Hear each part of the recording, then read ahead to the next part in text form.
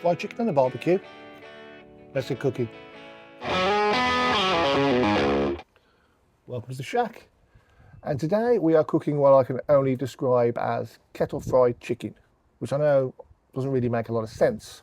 So let me explain. We're going to grab ourselves a whole chicken, then we're going to break it down into component parts, legs, wings, breasts, then get it all coated in a seasoned flour and egg wash before popping it on the kettle and cooking it until the outside is golden and crispy and the inside is juicy and tender. Sounds finger looking good to me. Let's get to it. First up, get yourself a chicken. Now before we start, I am not a butcher. This is just the way I found I like to do it. So start with the wings. You get a nice armpit socket there, and we're just going to go in with a sharp knife. And as you put some pressure on, the weight of the bird will pretty much pull it out. So go to the armpit and just cut around, and there we go. Easy to your wings. Okay, pop the chicken on its back again, and we can see these thighs. We're going to go in like that on both of them. Pop the chicken back over. We're going to pull up, and you should hear a pop as the legs dislocate. There we go. And as you can probably see here, there are two muscles here. There's a really tasty bits of meat, so if you can, you want to try and leave those on the leg. In here.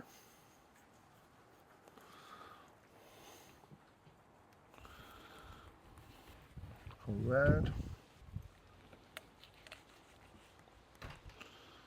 And off with one leg.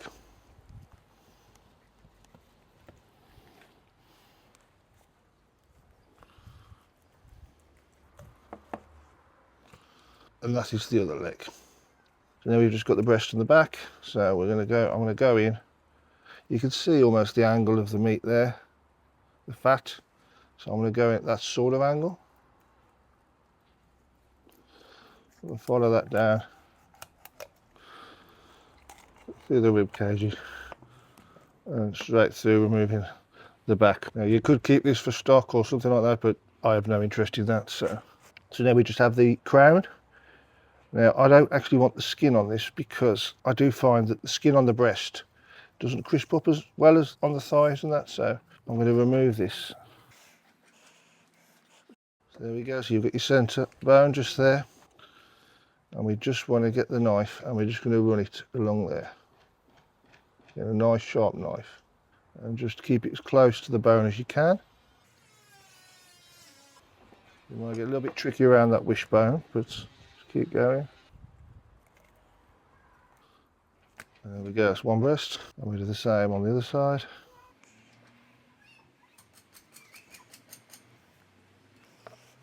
And there we have another breast. We're going to get rid of that. Now you got your legs. I think we're going to split these in two. So what you want to do, you want to look for pretty much that fat there. You can see the shape there, so we want to aim for that. And we should be able to go straight through like that, separating the drumstick from your thigh. And we just do the same on the other one. Again, you're looking for this vein of muscle or fat, just there.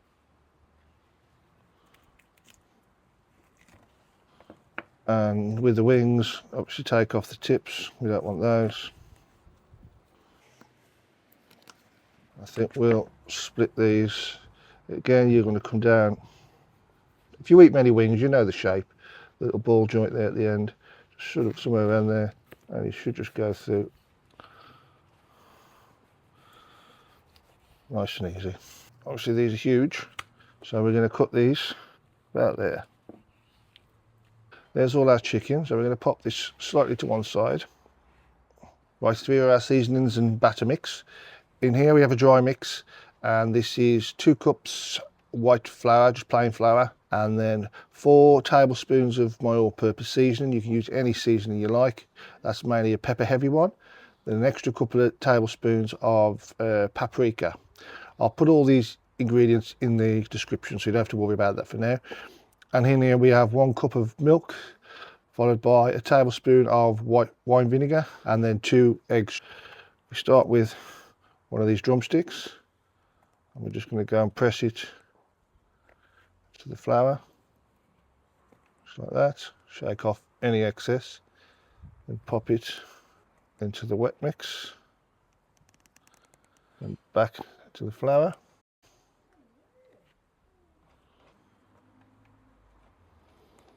Shake off the excess, just pop it on a wire rack. We'll do the same again.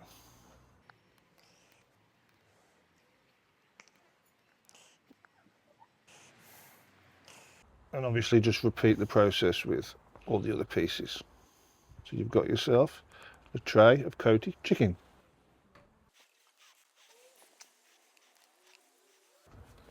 So there we go. So 10 minutes of double dipping. We have all our chicken floured and seasoned and ready to get on the grill. Speaking of which, let's get it fired up.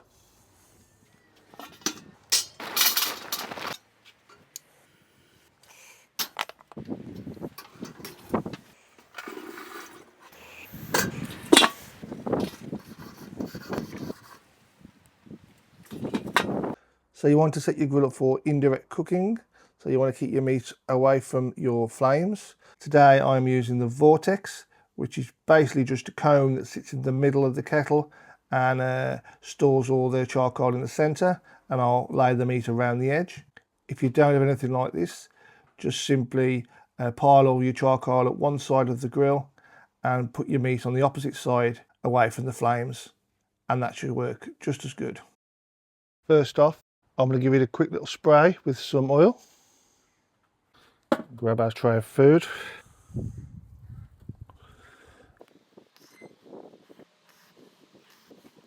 And I'm going to throw a bit of applewood in the middle for a bit of smoke.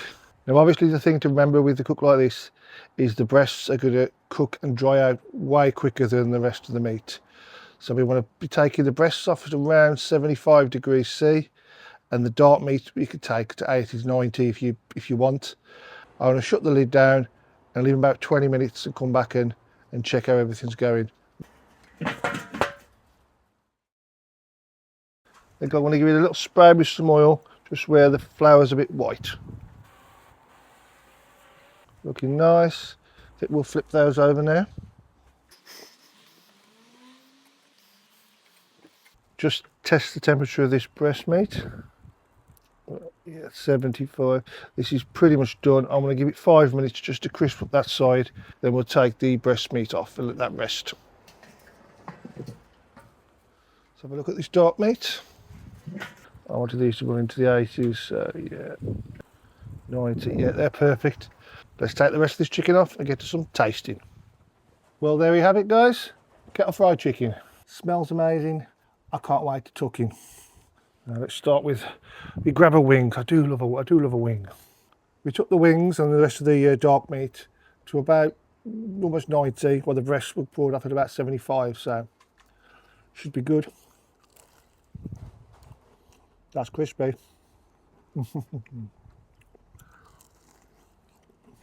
Wow.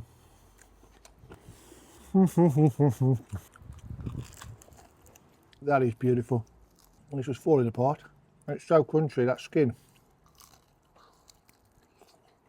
Oh damn, that's good, man. That is really, really good. What an absolute beautiful bite of meat. Is it as good as fried chicken? It's damn close. And I'll tell you what, it's a damn sight healthier. I mean, lots of people these days don't have deep fryers at home, or old chip pans as I used to call them. But this, you can do this outdoors, on the grill. Tastes great. Let's try a bit of this breast meat. Now, we took this off a bit earlier, so it should still be moist. If you can see that, that looks pretty moist to me. Oh yeah, that is beautiful meat. The seasoning works really well. Obviously experiment with that yourself. Try different ones out. That's nice peppery, not too over salty. So juicy and tender. Takeaways aren't the cheapest thing these days, so maybe next time you're fancying a bucket of chicken, maybe think about doing something like this, especially if the weather's nice and you can be outside having a beer and a chill with the family and friends. I think this is really tasty, really nice. I'm very impressed and very pleased. So, okay then, so that's my barbecue take on fried chicken. Thank you for watching. I hope you found this video interesting. If you did, maybe give it the thumbs up or think about subscribing. And until next time, you take care now.